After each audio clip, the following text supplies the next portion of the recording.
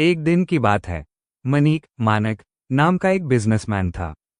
उसने अपने भरोसेमंद दोस्त डैनी को एक प्रॉमिसरी नोट दिया जो अभी अधूरा था, यानी उस पर सिर्फ सिग्नेचर था, अमाउंट बाकी था। मनीक ने डैनी से साफ कहा, डैनी, इसमें सिर्फ 7,000 रुपये भरना, इससे ज्यादा नहीं। डैनी ने ठीक है कहा, पर आगे कहानी में ट्विस्ट आ गया। डैनी ने वो नोट लिया और अपने पर्सनल काम के लिए उस पर 10,000 रुपये भर दिया और फिर उस नोट को अपने क्रेडिटर युवान को दे दिया, क्योंकि डैनी को उससे कुछ पैसे उधार चुकाने थे। अब युवान ने ये नोट गुड फेथ में लिया, मतलब उसे नहीं पता था कि डैनी ने इंस्ट्रक्शंस तोड़े हैं।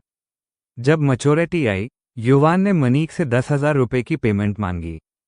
मनीक ने हैरानी से कहा, 10,000 रुपये? मैंने तो सिर्फ 7,000 रुपये भरने को कहा था। अब सवाल उठा, क्या युवान को 10,000 रुपये मिलेंगे या सिर्फ 7,000 रुपये? प्रोविजन, धाराएं negotiable instruments act 1881, section 20 inchoate instrument, अपूर्ण लिखत वाला साधन। अगर कोई व्यक्ति किसी और को स्टैम्प लेकिन अधूरा नेगोशिएबल इंस्ट्रूमेंट जैसे promissory note, bill of exchange ETC sign करके दे देता है, तो वो व्यक्ति जिसे वो नोट मिला है उसे पूरा करने का अधिकार होता है। वो उस पर अमाउंट भर सकता है स्टैम्प की लिमिट के अंदर।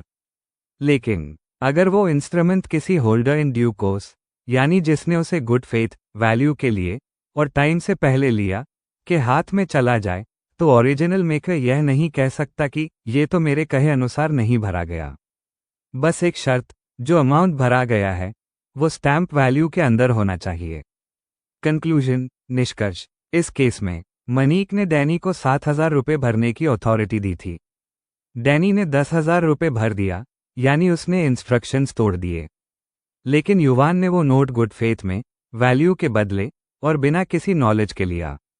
इसलिए युवान होल्डर इन ड्यू कोर्स माना जाएगा और उसे पूरा 10,000 रुपये मिल सकता है, बशर्ते वो 10,000 रुपये उस नोट के स्टैम्प वैल्यू के अंदर हो।